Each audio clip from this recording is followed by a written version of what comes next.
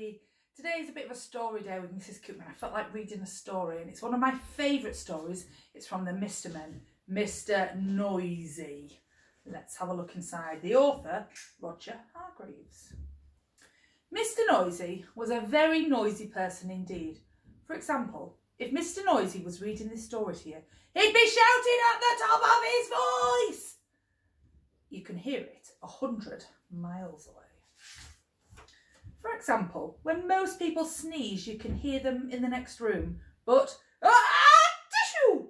When Mr. Noisy sneezes, you can hear him in the next country. Now, this story starts when Mr. Noisy was asleep in his bed, in his bedroom, in his house, which is at the top of the hill. He was snoring. Well, as you can well imagine, when Mr. Noisy snores, that is a snore worth hearing. It sounds more like a herd of elephants than a snore. Then Mr. Noisy's alarm clock went off. Mr. Noisy's alarm clock sounds like no other alarm clock in the world. Oh, Milo's come to see the story as well. Hello, Milo. It sounds more like a fire engine. Mr. Noisy woke up, and so did all the other people who lived in Wobbletown, which is at the bottom of Mr. Noisy's hill. Later that day, Mr. Noisy decided he had to go shopping. He went out of his house, shutting the door behind him. Bang! The door wobbled, the house wobbled, the whole hill wobbled. Wobbletown wobbled. Even a bird flying high up above wobbled. Then Mr. Noisy walked down the hill. Clump, clump, clump. He walked into the baker's shop. Crash went the door as it opened. Bang went the door as it shut. I'd like a loaf of bread, boomed Mr. Noisy to Mrs. Crumb, the baker's wife. Mrs. Crumb trembled and sold him a loaf of bread. Then Mr. Noisy walked along the street to the butcher's. Clump, clump, clump. He walked into the butcher's shop. Crash went the door as it opened. Bang went the door as it shut. I'd like a piece of meat, boomed Mr. Noisy to Mr. Bacon, the butcher. Mr. Bacon trembled and sold him some meat. Afterwards, Mrs. Crumb met Mr. Bacon in the street. Oh, we really must do something about Mr. Noisy being so noisy, she said. Absolutely, said Mr. Bacon. But what? Ah, I know, said Mrs. Crumb as she whispered into Mr. Bacon's ear.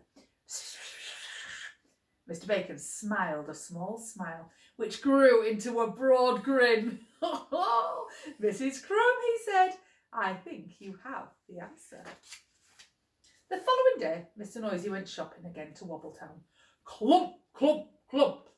He went into Mrs. Crumb's shop. I'd like a loaf of bread, he boomed. Sorry, what did you say? Asked Mrs. Crumb, pretending not to hear. I'd like a loaf of bread, he shouted. Sorry, Mrs. Crumb said, putting her hand to her ear. Can you speak up a little bit? I'd like a loaf of bread, roared Mr. Noisy. Sorry, can't hear you, said Mrs. Crumb. Mr. Noisy gave up and walked out. Oh. Mr. Noisy went into Mr. Bacon's shop. I'd like a piece of meat, he boomed. Mr. Bacon pretended not to notice. I'd like a piece of meat, boomed Mr. Noisy. Did you say something? Said Mr. Bacon. I said I'd like a piece of meat, roared Mr. Noisy. Pardon, said Mr. Bacon. Mr. Noisy gave up and went out, went home and went to bed hungry. The day after, Mr. Noisy tried again. He went into Mrs. Crumb's shop. I'd like a loaf of bread, he boomed to. A what? Said Mrs. Crumb. Mr. Noisy started shouting at the very top of his voice. A loaf of... Oh, and then he stopped. And then he thought. Then he said quietly, I'd like a loaf of bread, please, Mrs. Crumb. Mrs. Crumb smiled. Certainly, she said. Then he went into Mr. Noisy. Mr. Noisy went into Mr. Bacon's shop. "I'd like a piece of meat." Well, I think we know what's going to happen. "Did you say something?" said Mr. Bacon. "Yes, I said I'd like a piece of meat, please, Mr. Bacon." Mr. Bacon smiled. "My pleasure," he said. So, carrying his bread and his meat, Mr. Noisy set up home, up the hill. Clump, clump, clump.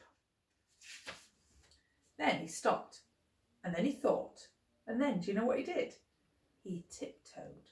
A tiptoe was something Mr. Noisy had never tried before, and it was fun. Hello, Milo.